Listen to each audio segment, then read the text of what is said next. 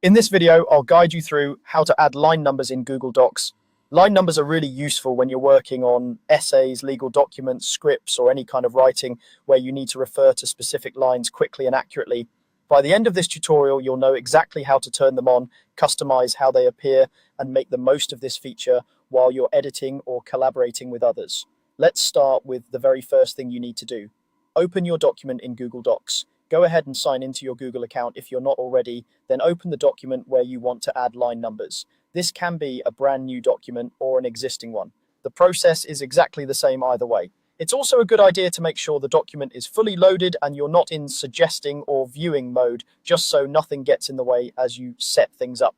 Once your document is open, look towards the top of the screen for the main menu bar. Here you'll see options like File, Edit, View, and so on. What you're interested in is the Tools menu. Click on Tools to open the drop-down list.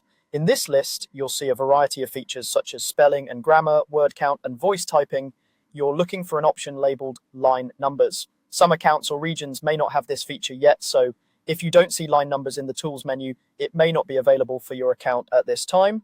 If it is available, go ahead and click Line Numbers to open the line numbering settings. A small panel or dialog box will appear that lets you choose how you want the line numbers to behave.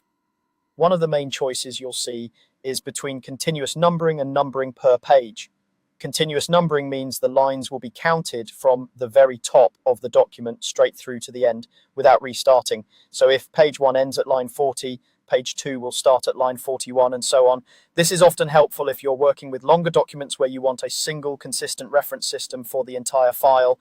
Numbering per page, on the other hand, restarts the count at the top of each page, so each new page begins again at line 1. This can be useful if you're working with documents that are reviewed one page at a time, or if a teacher, editor, or organization specifically asks for line numbers that restart on each page. Think about who will be using the document and how they'll be referring to it when you choose between these options.